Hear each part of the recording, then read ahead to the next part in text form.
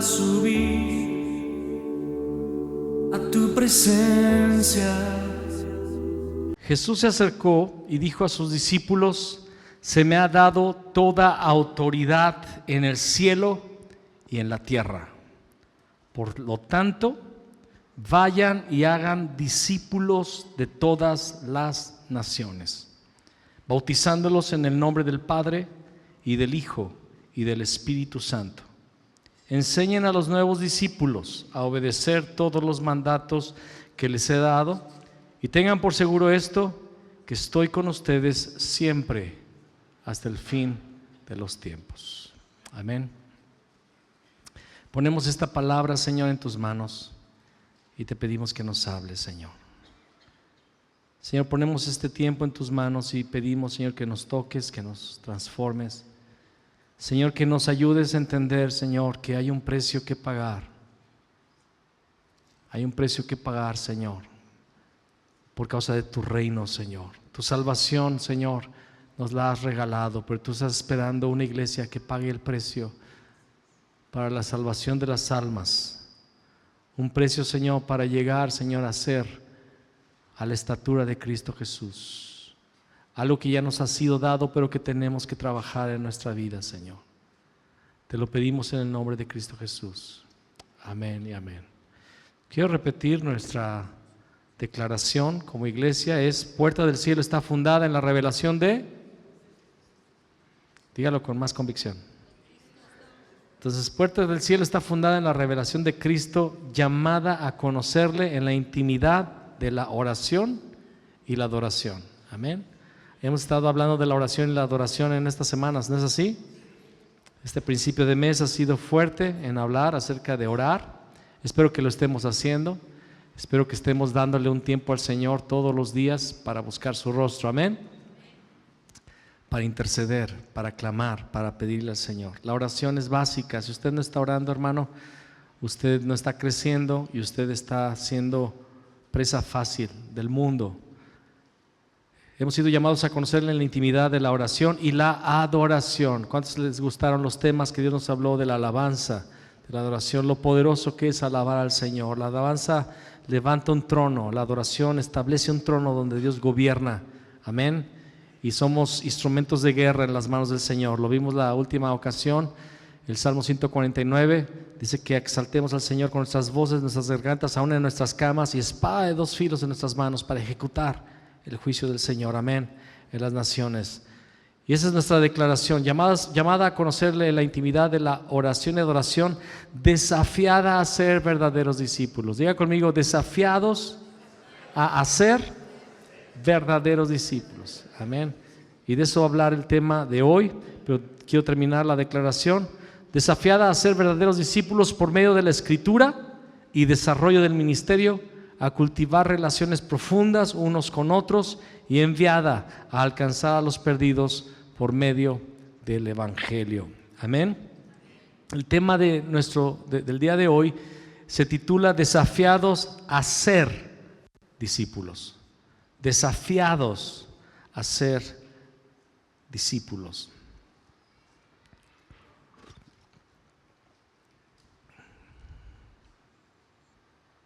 Y voy a repetir la escritura del día de hoy. Jesús se acercó y dijo a sus discípulos: se me ha dado toda autoridad en el cielo y en la tierra, por lo tanto vayan y hagan discípulos de todas las naciones. En el original dice de todas las etnias o de todos los grupos étnicos.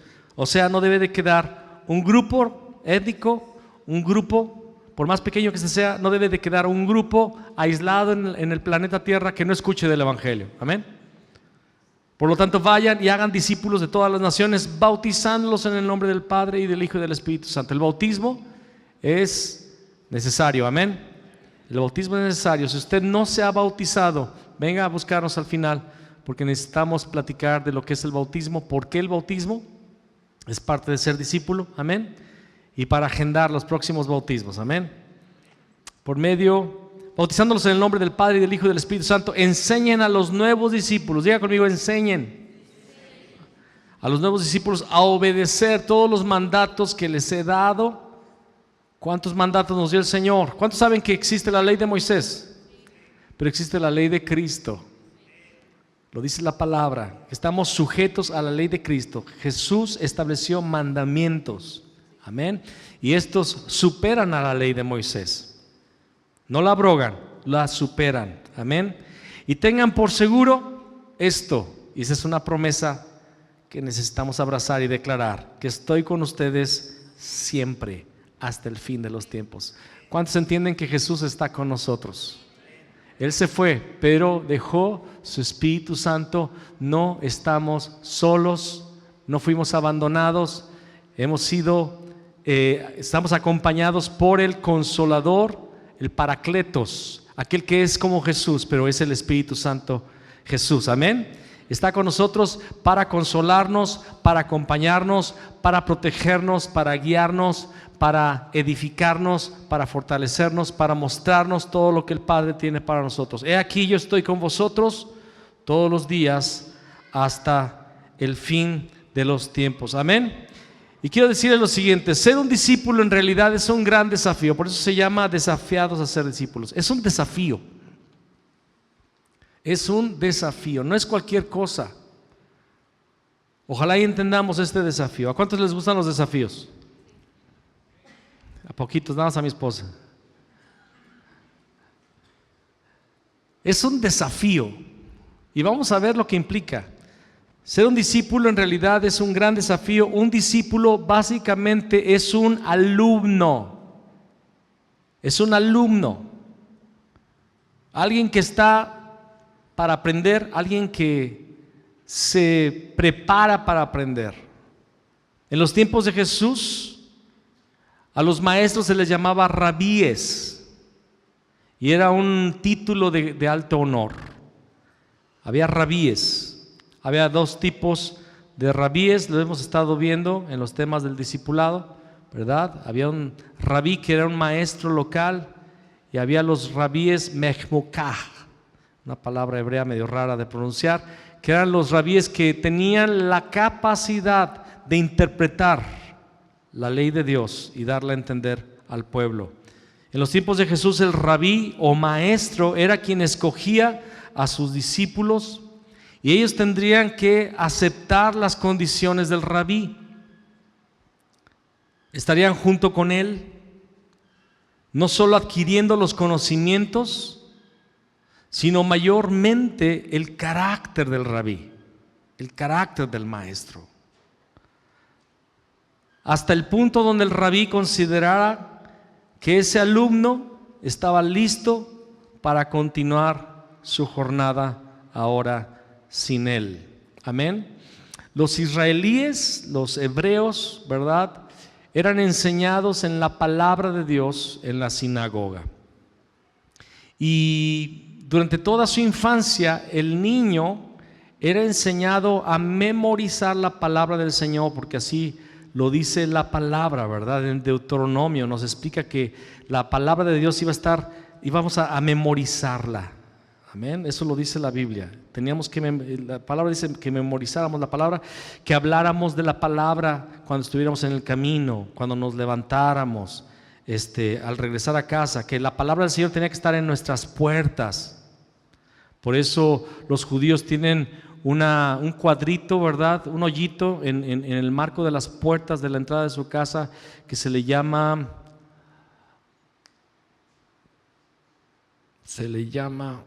ahorita se me fue el nombre, ahorita me acuerdo, olvidándome me acuerdo, quién sabe por qué pasa eso, si decido olvidarlo me acuerdo, ¿verdad? Mesala, creo que era mesala, creo que no es, bueno, y ahí ponían un rollito, una parte de la ley, mesusa.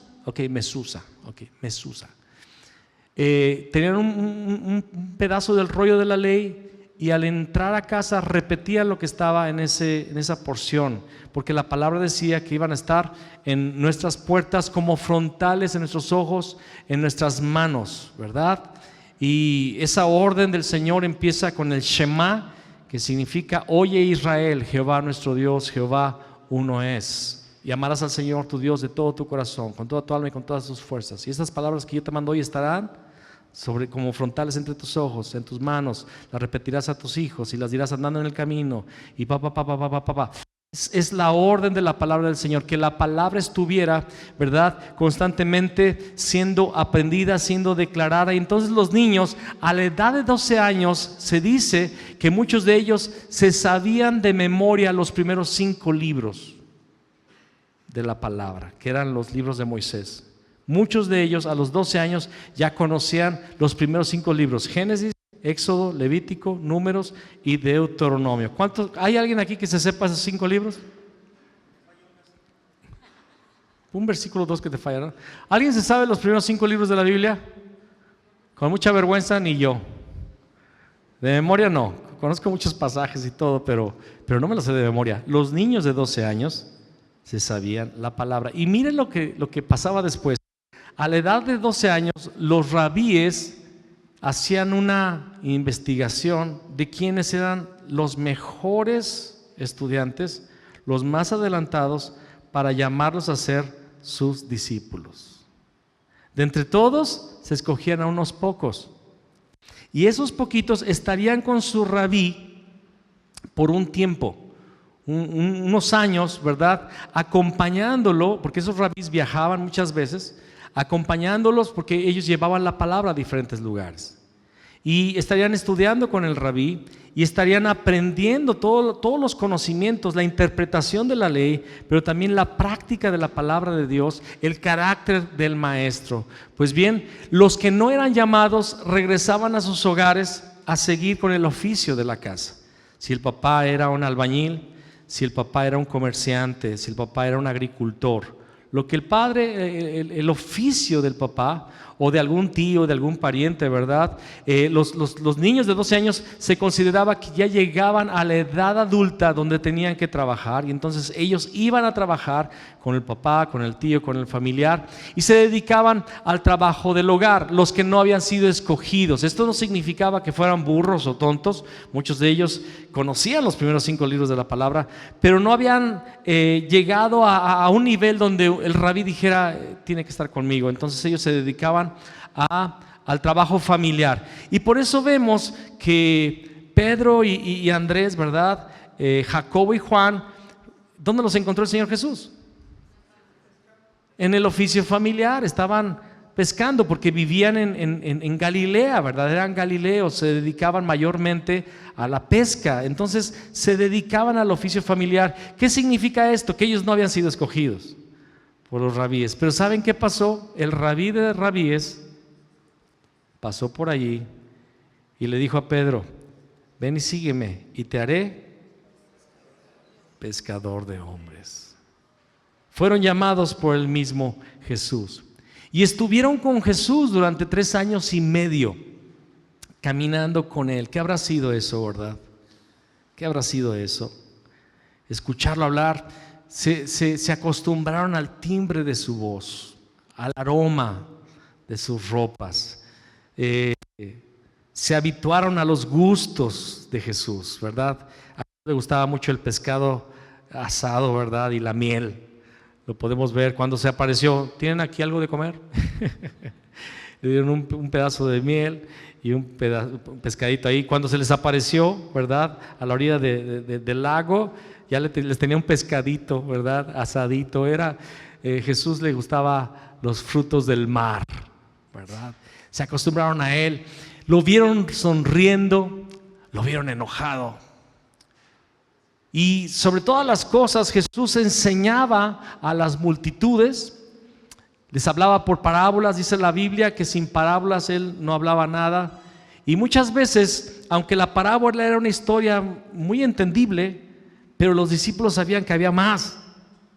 Había algo más profundo que solamente un agricultor que salió a sembrar, o que solamente un hombre que compró un viñedo y lo arregló y lo arrendó. Ellos sabían que detrás de las parábolas había algo más profundo, y que ellos eran los discípulos que podían hacerle preguntas.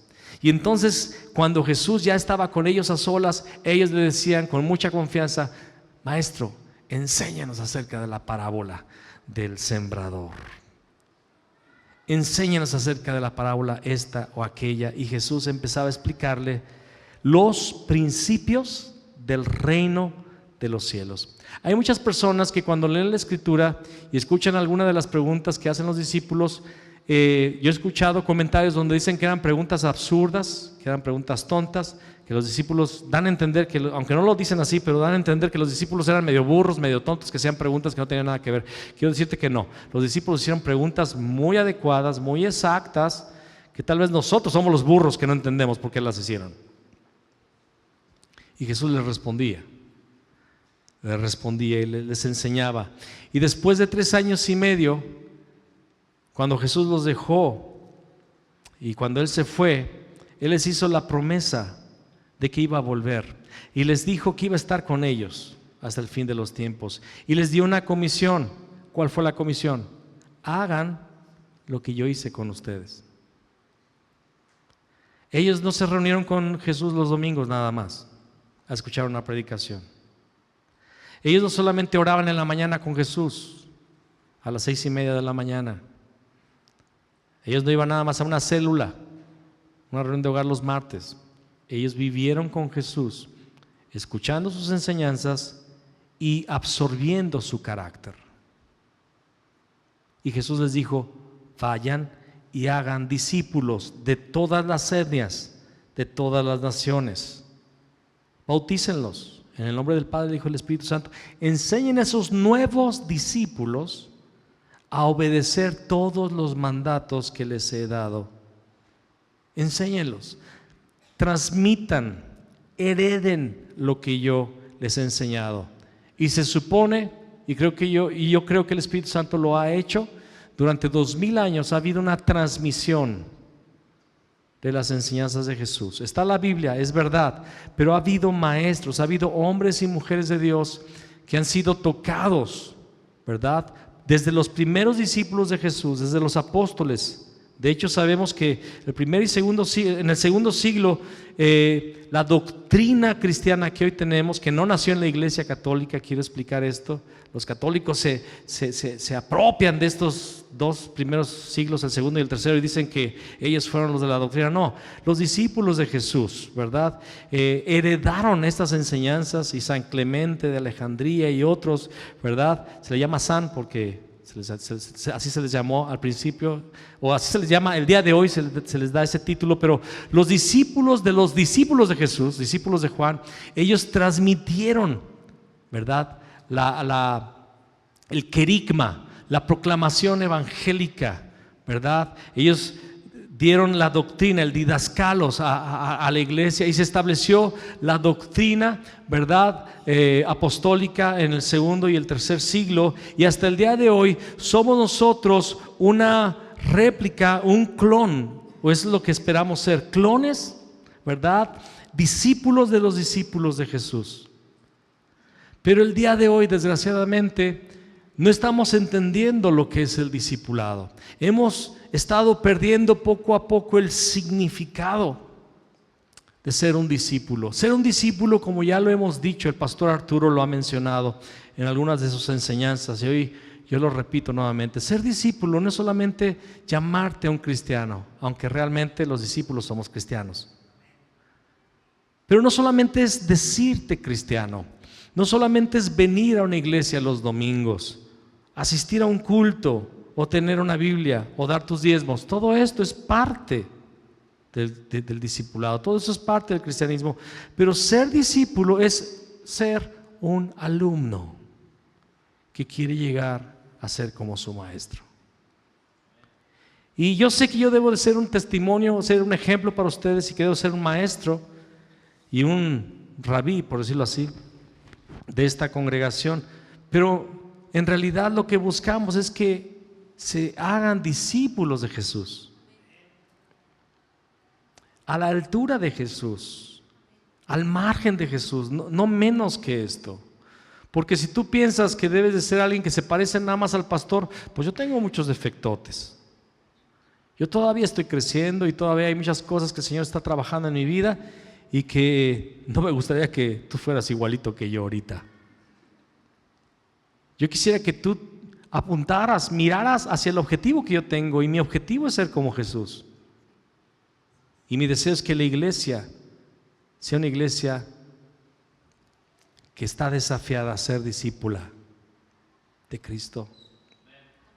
Yo quiero platicar rápidamente lo que ha pasado en mi vida, porque nuestro testimonio también es parte de los hechos de los apóstoles. Es lo que el Espíritu Santo sigue haciendo con los hijos de Dios. ¿Cuántos saben que el libro de Hechos no se ha cerrado? Continúan los hechos del Espíritu Santo en la tierra a través de la iglesia. Desde muy pequeño yo fui criado en los caminos de Dios. De hecho, en esta semana pasada vinieron a visitarnos, a mi madre, vinieron a visitarnos dos hermanas que me conocen desde que yo era bebé. De hecho, en cuanto me vieron, me dijeron, Fabito. Me preguntaron, ¿cuántos años tiene? Le digo, 50. Tengo 50. Ah, qué bien, Fabito.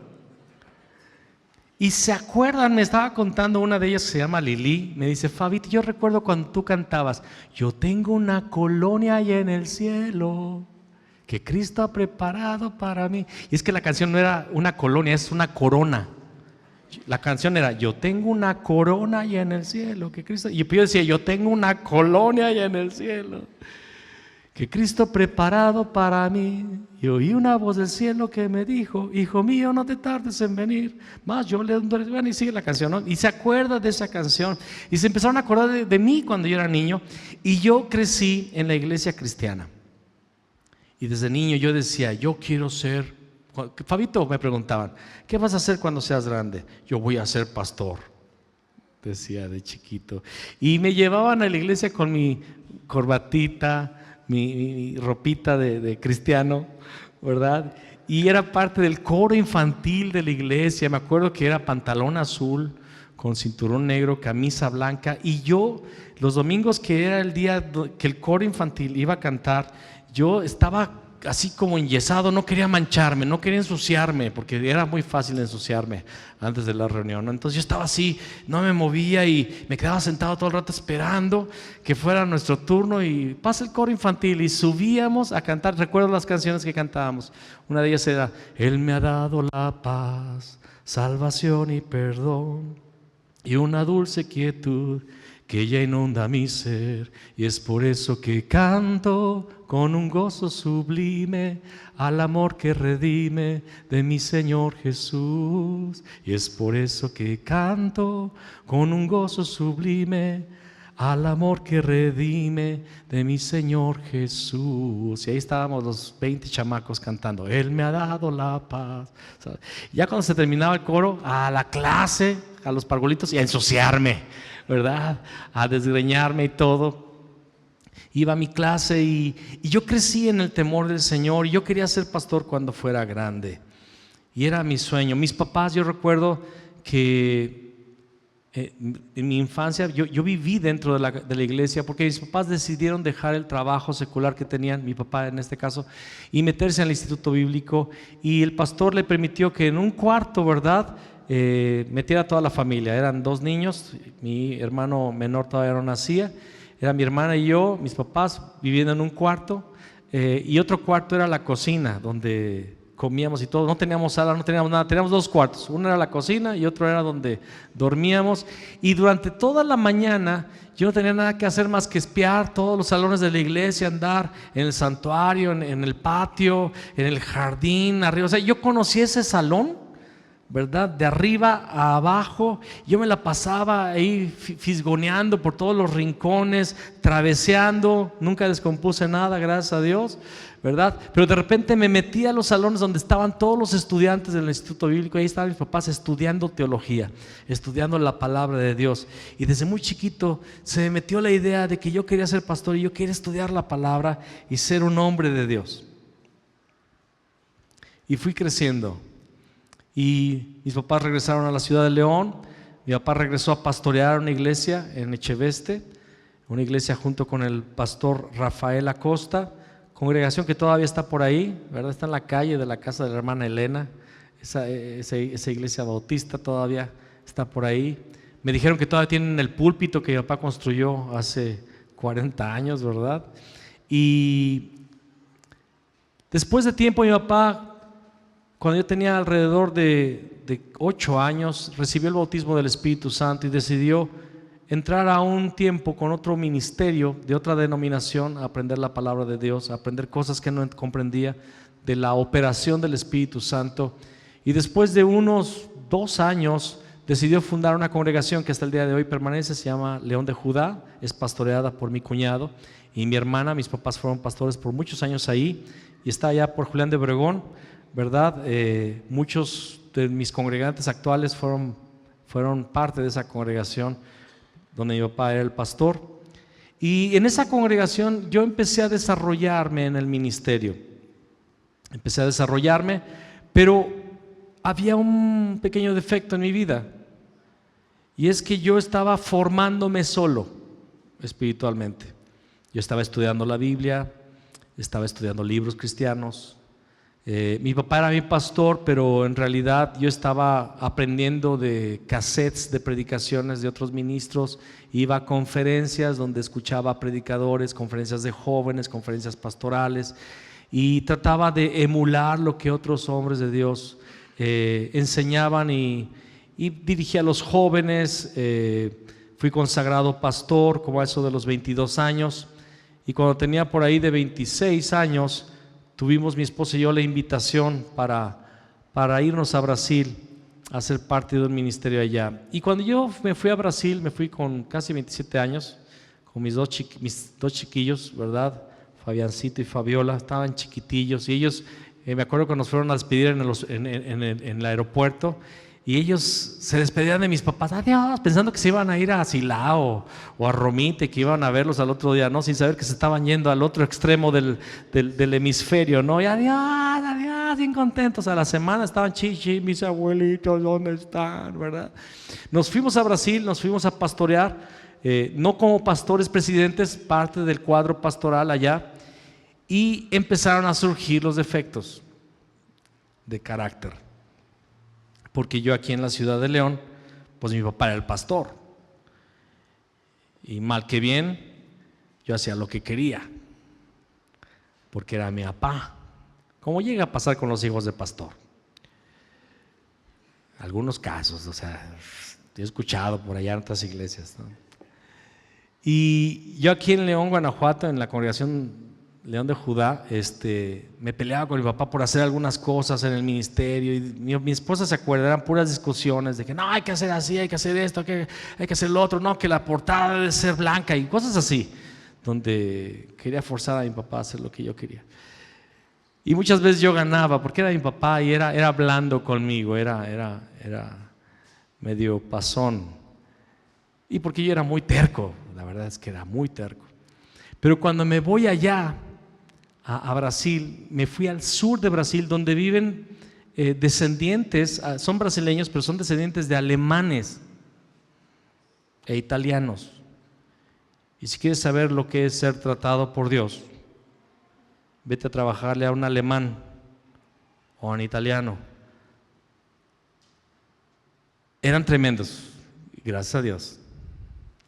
Y empezaron a notar que aunque yo era un hombre que tenía una unción y un ministerio, se empezaron ellos a notar que yo tenía defectos de carácter, y me los empezaron a decir, tanto la pastora Vania cuanto mi amigo Anderson Lima, que ustedes ya lo conocen.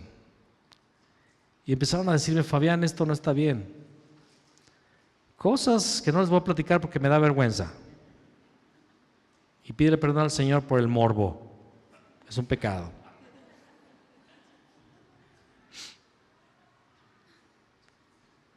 Pero empecé a sentir en mi corazón, no una frustración, pero me empecé a dar cuenta, realmente me faltó algo.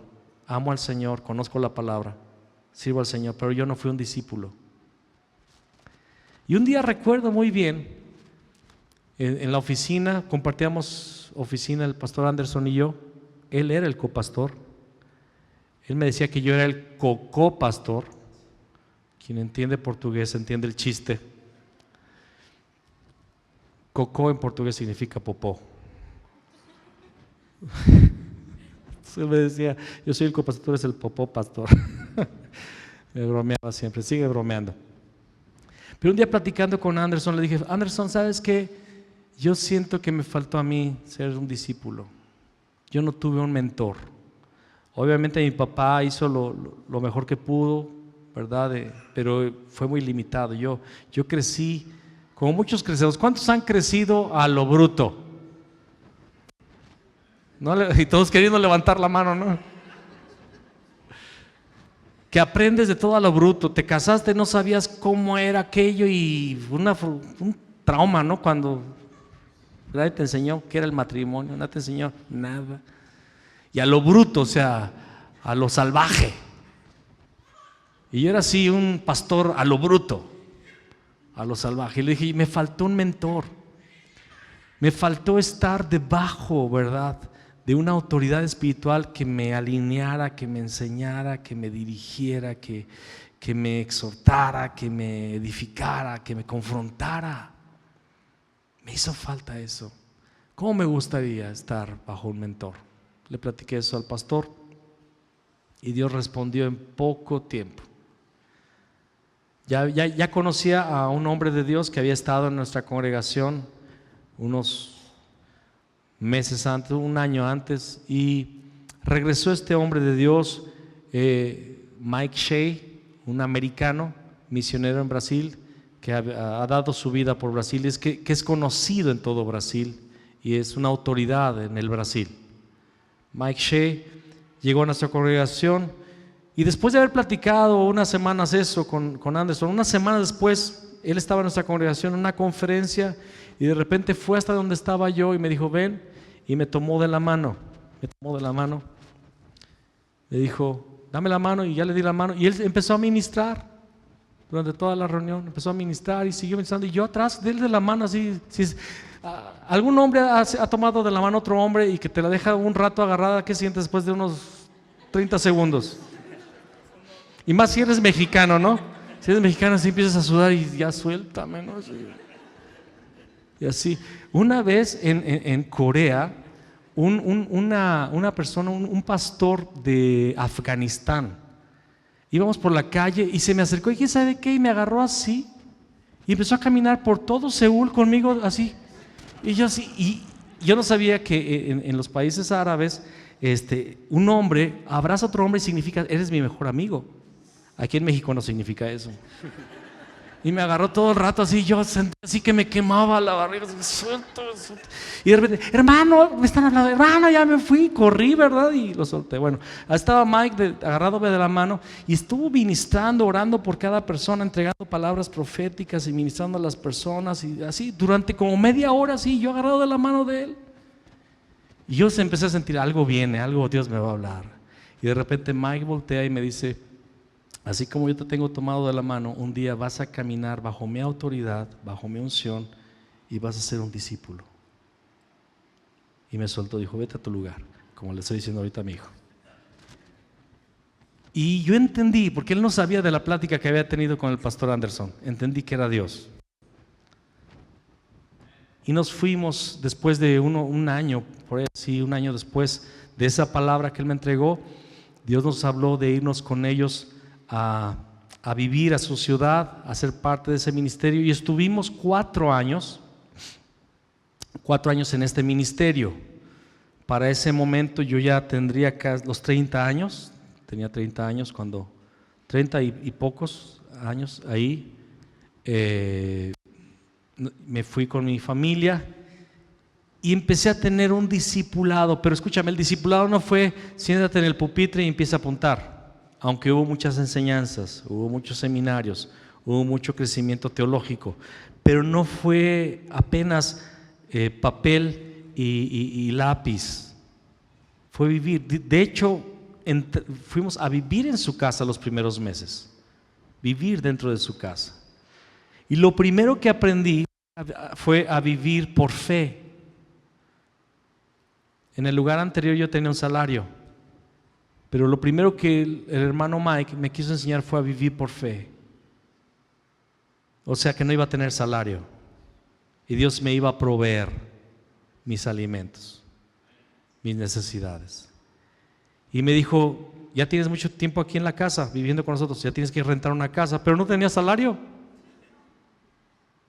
Pero ¿cómo voy a rentar una casa? por fe. Oye, pero necesito aval, necesito un aval, sin aval. Pero soy un mexicano, un extranjero aquí que necesita un aval. Si Dios te va a dar una renta, te va a dar para la renta y te va a dar una casa que no te van a pedir aval. ¿What? Y otra cosa, busca un colegio para tus hijos. Y yo pues voy a buscar un colegio de esos del Estado, ¿no? No, y búscalo de paga. ¿Y con qué voy a pagar? Dios te lo va a dar. O sea, bien loco. Y recuerdo que me puso ahí a las órdenes a un hermano que me iba a llevar por diferentes colegios. Me llevó a los mejores colegios, o sea, como si fuera Al-Hazá y todo eso acá. Me llevó a los Hazás de allá, ¿no? Y bien para los colegios, pero con la mensualidad de una universidad, ¿verdad? Y para este que ni va a estudiar ahí, está juegue. Y ahí voy a buscar y todo. Y recuerdo muy bien el día que regresé de visitar varios colegios de paga. Me senté en una banquita que estaba fuera en la calle de su casa. Me quedé así todo asustado, choqueado. ¿Qué hago aquí? Sin salario. Y me voy a meter a un compromiso que no voy a poder pagar después. Estaba amarillo. Y en eso sale Maiga a la puerta y me ve y se empieza a reír. Dice, ven. Dije, me va a dar dinero. Ya se acabó la prueba, era una prueba, estaba jugando conmigo. No, me dice, siéntate. Tienes la misma cara que tenía mi esposa cuando Dios nos llamó a vivir lo que te estoy enseñando. Americanos, acostumbrados a un salario de la misión, a un dinero en el banco, a una pensión médica, a un coche de la empresa y listos para cualquier emergencia. Un americano es muy precavido, tiene todo planeado. Americanos aquí en Brasil, y Dios nos dijo, dejen todo. El dinero que tienen en el banco, regálenlo a algún pastor. Se van a salir de la misión, se van a salir de tener un salario, van a dejarlo todo y van a vivir por fe y yo les voy a dar. Y mi esposa tenía la misma cara que tú tienes ahorita. Pero ¿qué fue lo que pasó? Que Dios estuvo respondiendo económicamente y por su nerviosismo y su miedo no disfrutó el milagro de Dios. Así es que, Fabián, te hago una recomendación: disfruta lo que Dios va a hacer en tu vida y lo que vas a empezar a ver. Deja de tener miedo, deja de estar asustado, porque no lo vas a disfrutar. Y me cayó el 20 y metí a mis hijos en una escuela de paga. Encontré un departamento bien fregón, en un clúster bien fregón. Mi edificio tenía elevador, piso de madera, 2 baños. Ni ahorita tengo 2 baños. 2 baños, cocina con cocineta integral, ¿verdad? Hermoso, con una vista al lado de un lago, un lago hermoso, en la calle Jerusalén.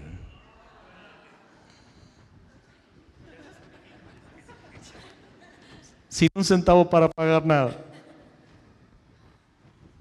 Y fuimos testigos de provisión sobrenatural. Semana a semana Dios nos proveyó. No solamente teníamos que pagar la renta, sino el condominio, que era lo que se le paga mantenimiento de los 3 edificios. Con cochera, con puerta eléctrica, con guardia y todo. O sea, viviendo, de hecho, no he vuelto a vivir así.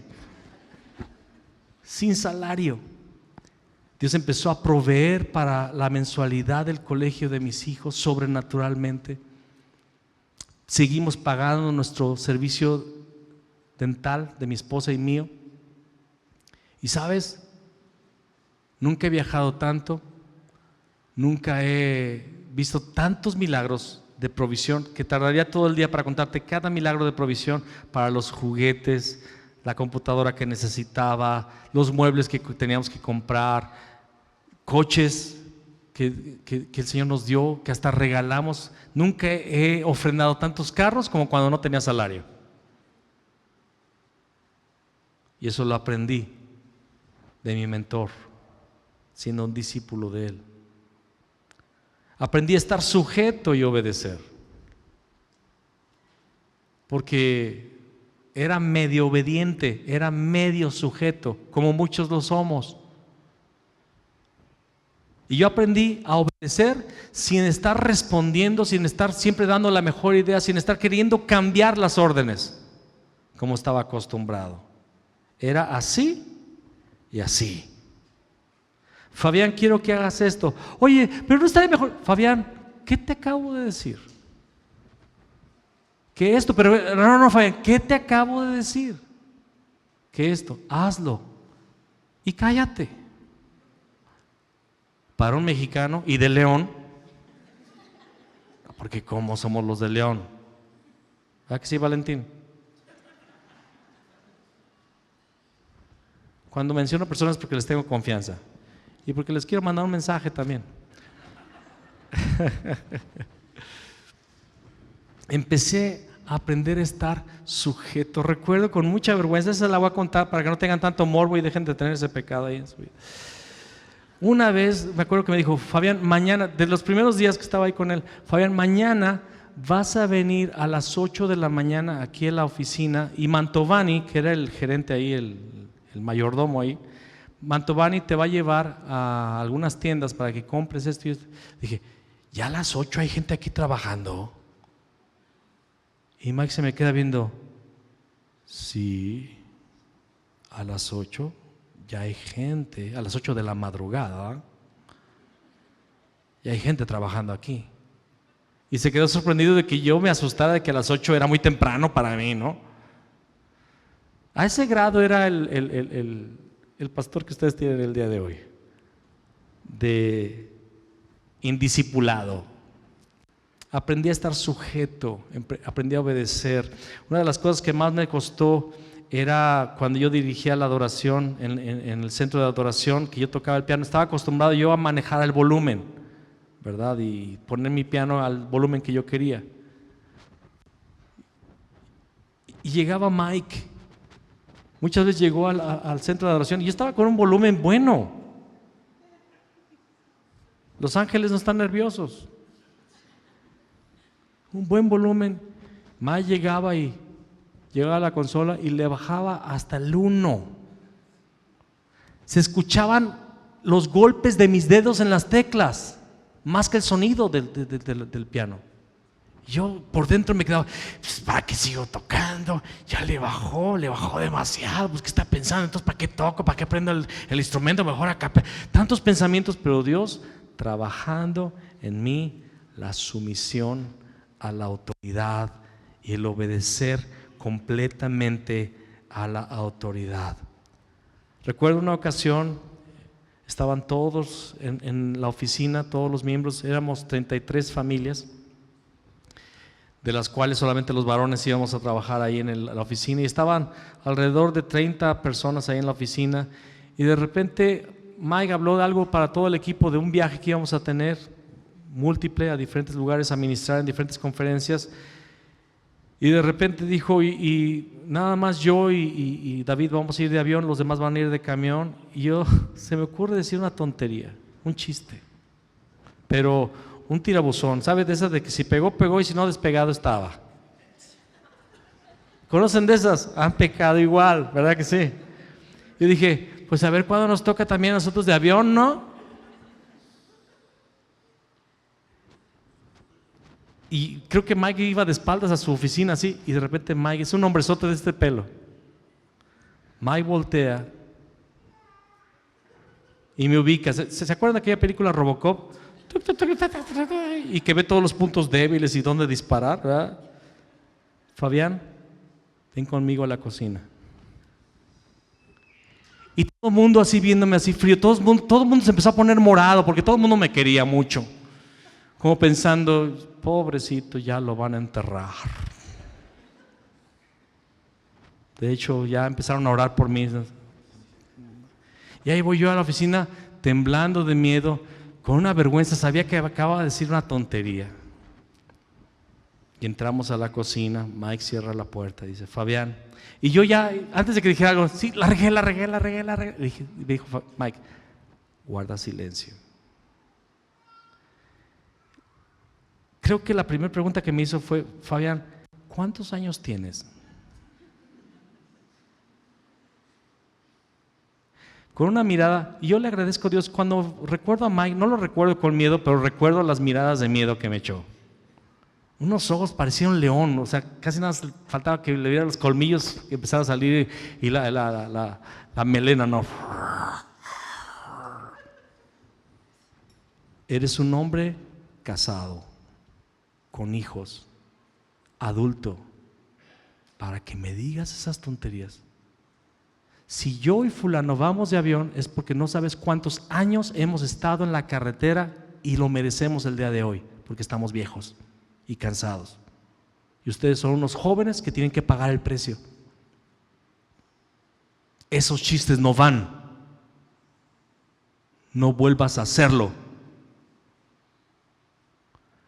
Nunca lo volví a hacer.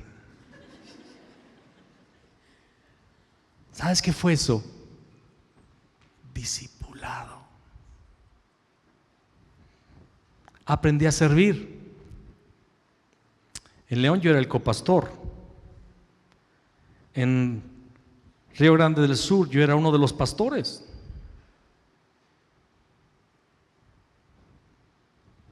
En Londrina yo era el gusano de Jacob. Desmaté el estacionamiento, me puse las tiras fluorescentes para cuidar los coches, trapeé, barrí, limpié baños, limpié oficina, hice mandados, fui a pagar cuentas de banco, fui a comprar cosas en la tienda. Hermanos, cargué maletas, vendí materiales, hice cuentas de ventas. Hice tanto, siempre, yo he trabajado desde los 12 años, pero ya estaba en una altura que yo consideraba que era un líder, un ministro, ¿verdad? Pero ahora vas a comenzar a servir en todo lo que yo te ponga. Y ahí me acordé de las benditas palabras que le dije al pastor Anderson: siento que me faltó ser discipulado. Ándele. Aprendí a servir, mi esposa es testigo, no me deja mentir. Serví y serví y serví y serví.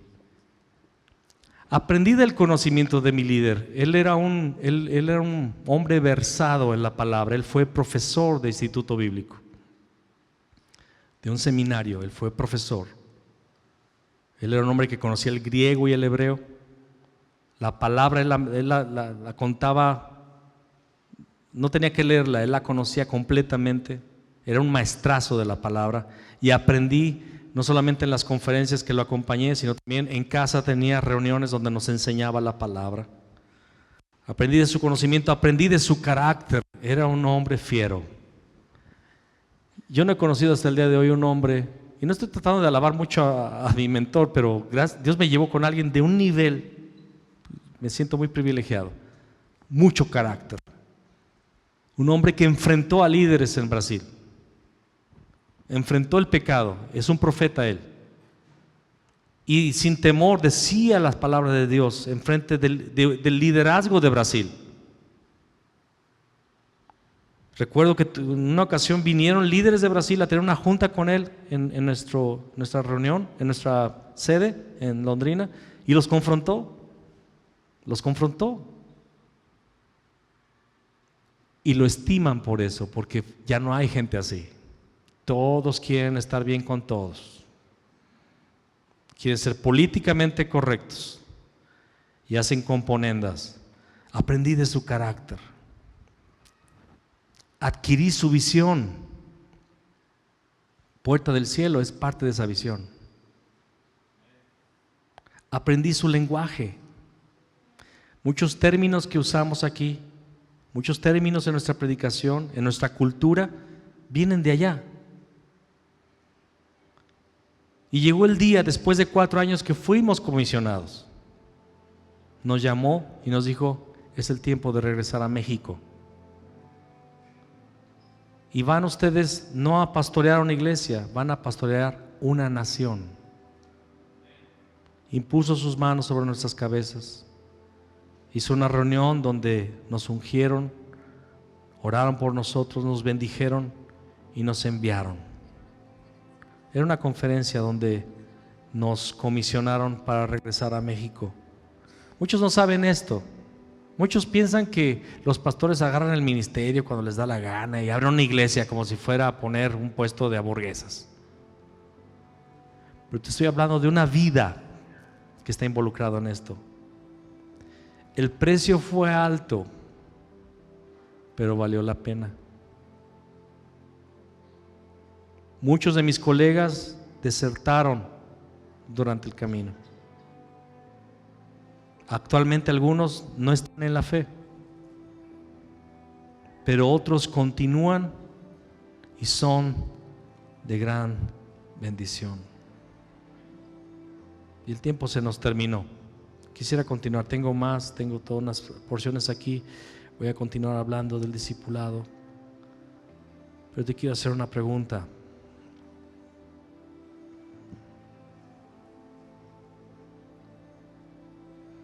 ¿Estás listo para el desafío?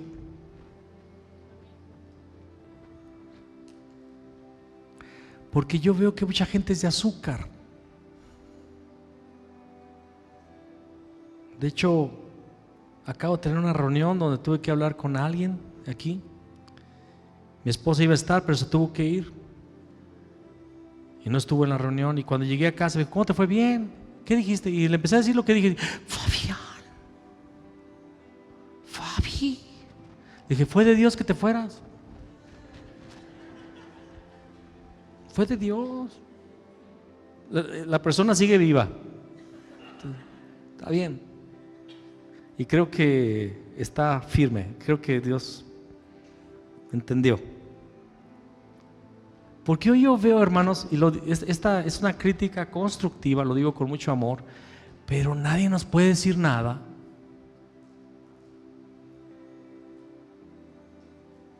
Lo primero que hablé fue de la puntualidad. Quedamos a 1 hora y llegaron media hora después. Y ya no estamos acostumbrados a que nos digan: sé puntual. Hay tantas fallas, y la persona que me está escuchando, que sabe que estoy hablando de ti, nadie sabe que eres tú, y lo estoy diciendo con amor y no es una crítica hacia ti, ya lo hablamos. Pero ni la puntualidad tenemos.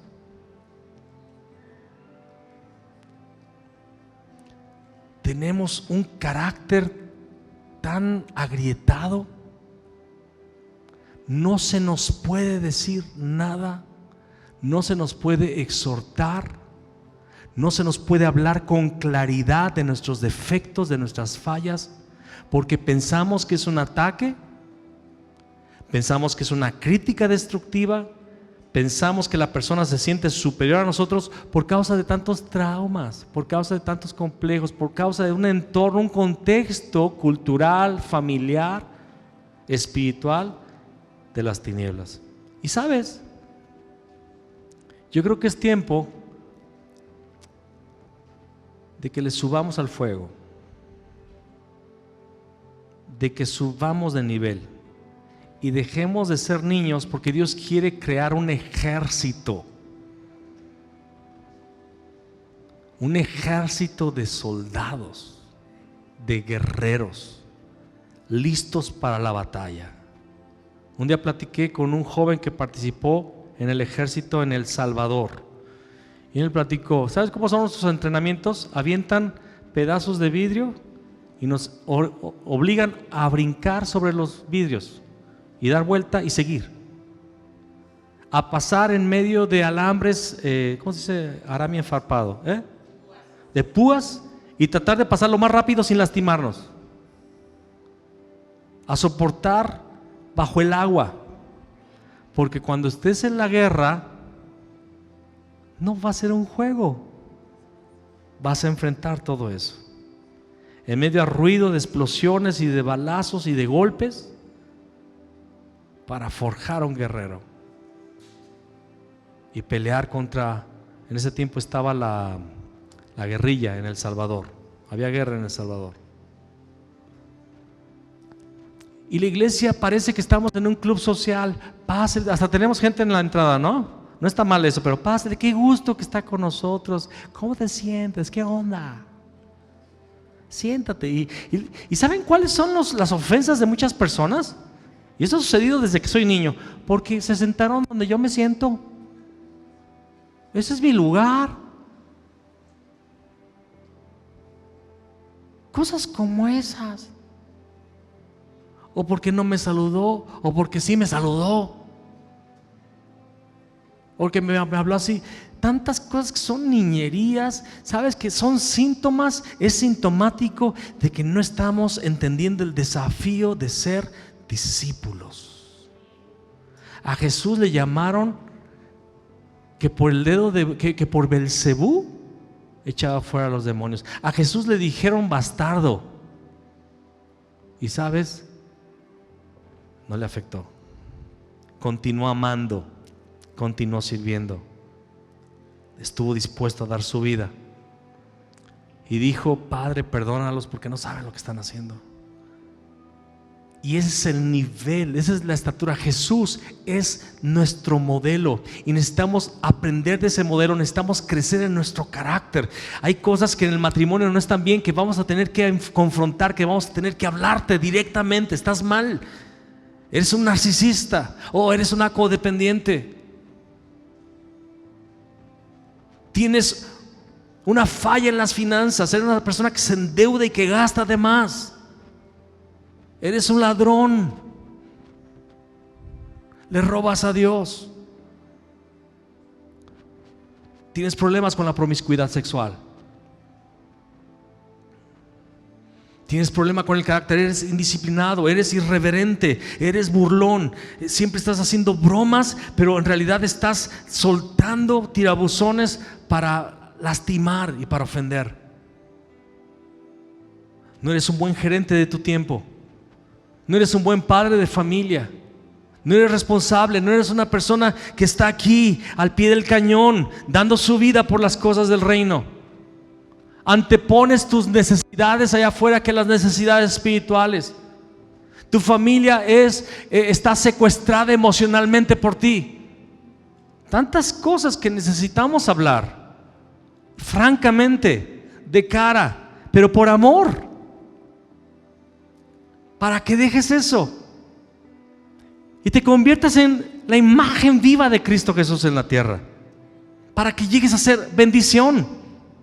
Tienes problema con tu boca, hablas de más, chismeas, criticas, no te das cuenta porque ya es una cultura.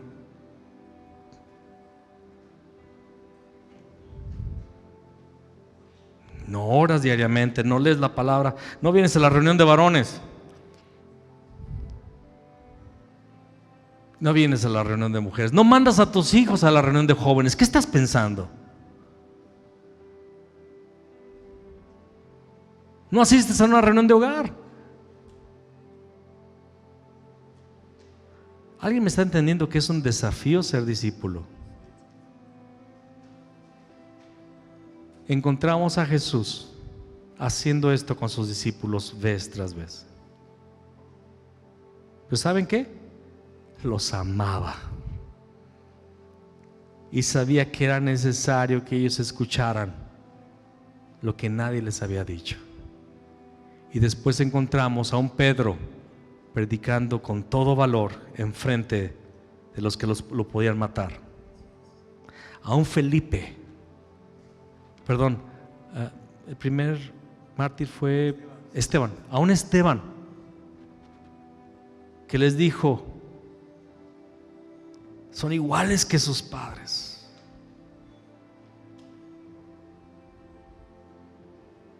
Y lo apedrearon. Tenían el carácter de Jesús. Habían sido discípulos entrenados que cuando Jesús los dejó estaban listos para ser otros discípulos. Amados, yo, mi esposa y otros, el pastor Arturo y otros hermanos, estamos gastando nuestra vida en ustedes. Y un día yo voy a estar delante de Dios en el cielo, y Él no me va a preguntar cuánta gente tenía la iglesia. Él no me va a preguntar qué tan famosa era la iglesia, o cuántos álbumes de música subía a Spotify, o cuáles conferencias me invitaban a predicar. Él no va a preguntar eso. ¿Sabes qué me va a preguntar el Señor? Te di una comisión: ir por todo el mundo y predicad el evangelio. Id y haced discípulos a todas las naciones. El Señor me va a preguntar: ¿cuántos discípulos tuviste? ¿De qué calidad? ¿Se parecían a Cristo o se parecían a ti? Y me preocupa. La palabra dice que daremos cuenta de ustedes en Hebreos. Yo voy a dar cuenta de ustedes. Tengo 50 años y ¿sabes qué? Estoy cansado de tratar de agradarle a la gente. No es que lo esté haciendo, pero a veces uno no quiere ofender, no quiere asustar, no quiere que se vaya la gente ofendida. Pero estamos creando a veces puros niños espirituales, puros cristianos nominales. Es tiempo de hacer discípulos. Está en nuestra declaración, desafiada a ser verdaderos discípulos de Cristo. Ponte de pie.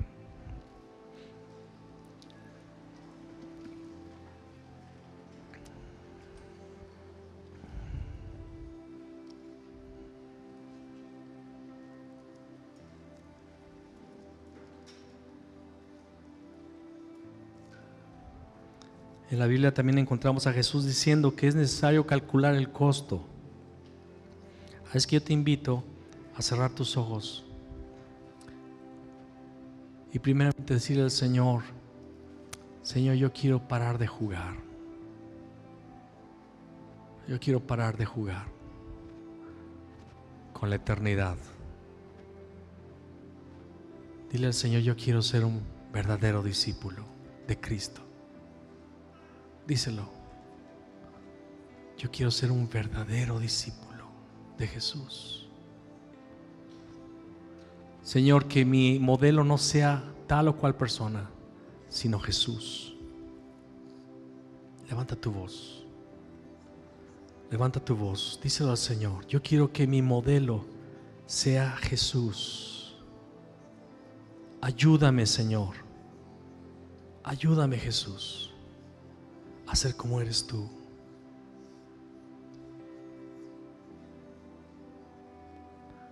Ayúdame a ser como eres tú. Levanta tu voz.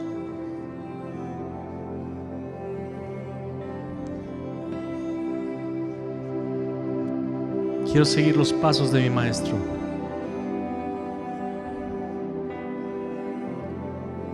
Quiero seguir los pasos de Jesús. Que el mundo pueda ver una vez más a Jesús a través de mi vida.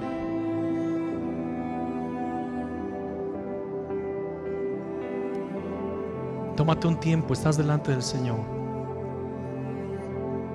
No reacciones al pastor Fabián, reacciona al Espíritu Santo.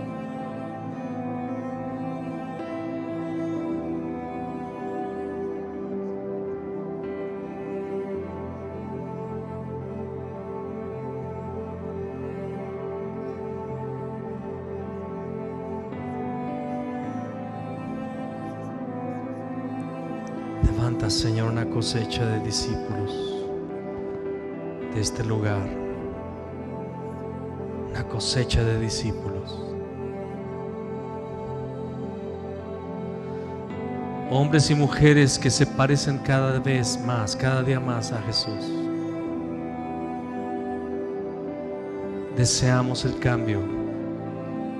Deseamos el cambio. Deseamos la transformación. Queremos entrar en el proceso, Señor. Ayúdanos. Toma nuestro deseo, toma nuestra voluntad, Señor, y usa nuestra vida. Lo hemos cantado, usa mi vida, Señor. Realmente queremos llegar a ser usados por ti. Padre, que se levante en esta época de la historia una lumbrera, una antorcha en medio de la oscuridad de las naciones. Que la iglesia brille, que los discípulos surjan, emerjan, hombres y mujeres con el carácter de Cristo.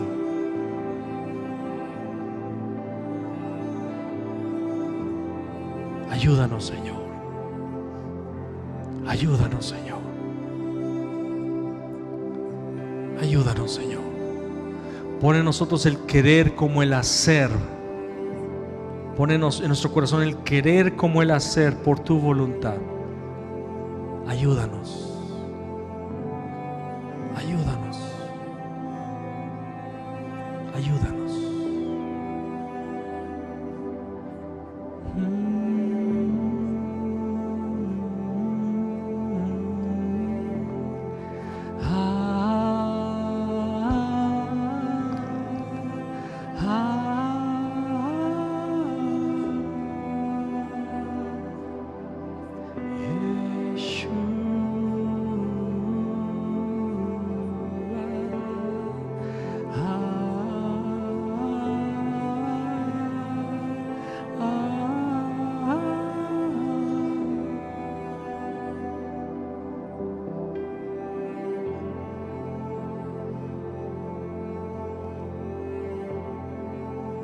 Señor, creemos con todo nuestro corazón, Padre, que así como comenzaste la buena obra en nuestras vidas, vas a ser fiel para completarla hasta el día de Cristo Jesús.